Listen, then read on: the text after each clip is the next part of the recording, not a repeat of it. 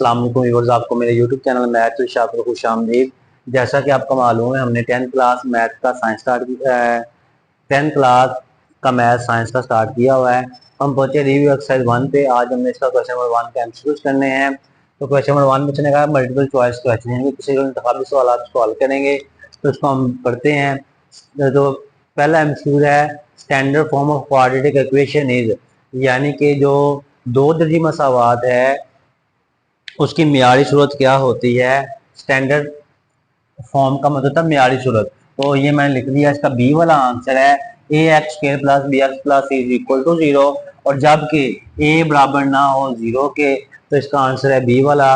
तो इसके answer number 2 में the number of terms in a standard quadratic equation, उसने कहा ये वाली वैल्यू, ये वाला स्टैंडर्ड क्वाड्रेटिक इक्वेशन है, इसमें रकमों की तादाद कितनी है। तो आप काउंट कर सकते हैं 1 2 3, इसमें रकमों की तादाद होती है 3 बच्चों। इसका सी वाला आंसर है।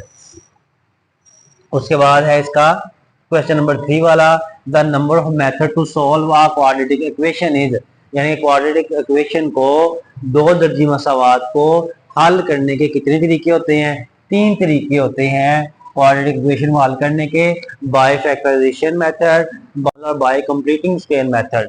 उसके बाद नंबर 4 वाला, the quadratic formula is, quadratic formula इसका आंसर ए वाला है। ये x इज इक्वल टू होगा minus B plus minus B square minus 4ac का अंडर डिवाइड बाय 2a। ये इसका जो है आंसर है ए वाला।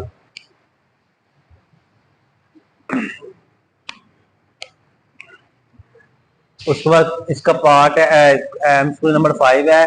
यहाँ उसने कहा है कि 2 linear factor of x square minus 15x plus 56r। अब इसके लीनियर फैक्टर क्या है तो हम बना लेंगे। तो लास्ट वाले को शुरू वाले के साथ मल्टीप्लाई किया आपने, तो ये आ जाएगा प्लस 56x का स्क्वायर।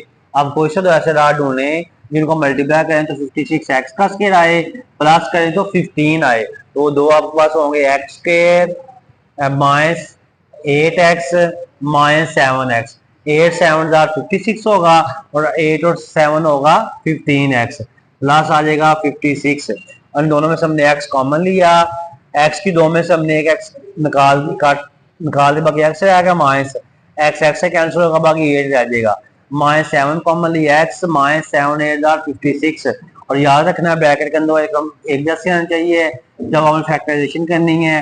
तो x माइनस 8 और ये वाला x और माइनस 7 ये वाला हो जाएगा x माइनस 7। तो ये इसका आंसर है। तो देख लें इसका आंसर ए बी सी वाला कौन सा है, वो आपने इस पर टिक लगा लेना, ठीक है।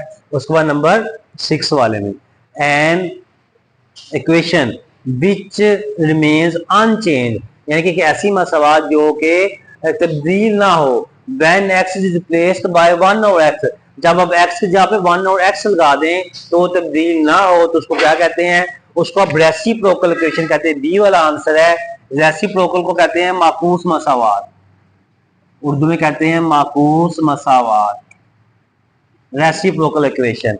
उसके बाद नंबर 7 में, an equation of the type 3 की पावर x प्लस 3 की power 2 minus x plus 6 equal to 0। और याद रखना है कि जो जब वेरिएबल पावर में आए, देखिए 2 माइनस x या 3 की पावर x, ये वेरिएबल पावर में आ गए हैं। जब वेरिएबल एक्सपोनेंट में आ जाएं तो वो एक्सपोनेंशियल इक्वेशन होती है, या इसे कहते हैं कुव्वत नुमाई मसावात, उर्दू में इसे कहते हैं कुव्वत नुमाई मसावात, ठीक है ना। उसके बाद है नंबर 8 वाला, the solution set of equation 4x square minus 16। तो इसको आप हल कर लेते हैं। तो हल करने के लिए आप देखिएगा, सबसे पहले मैंने क्या करना है, 4x स्क्वायर ये माइनस का 16, इसको दूसरे को लेके जाएंगे, प्लस का 16 हो जाएगा। x स्क्वायर यहाँ पे रहेगा, ये 4 जरा के डिवाइड होगा, 16 हो रहा है 4। तो आपके पास आ जाएगा x square is equal to 4 4 16। अब इसका अंडर ले लेंगे दोनों तरफ, ये कर देगा, x बराबर आएगा प्लस माइनस 4 का अंडर 2 आ गया। तो इसका सोल्यूशन सेट आएगा प्लस माइनस 2। तो ये जो आंसर इसका लगा लें, ठीक है। ये ब्रैकेट भी लगाने हैं आपने सोल्यूशन सेट में।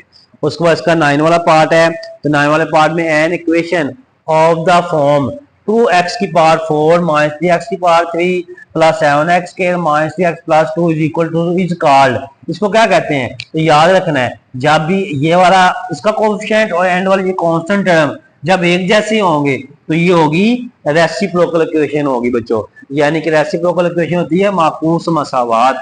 तो उम्मीद है बच्चों आपको ये समझ आ गई होगी। तो आपने हमारे YouTube channel math with Shahid को सब्सक्राइब कर लेना है और बेल आइकन को प्रेस कर लेना है ताकि नई आने वाली वीडियोस आपको मिलती रहे। बच्चों आप दुनिया में आखिर में कामयाब होना चाहते हैं तो अपने वालिदैन की खिदमत करें, नमाज पढ़ते रहा करें। अल्लाह ताला आपको कामयाबी और कामयाब अता फरमाए। आमीन। अल्लाह हाफिज़।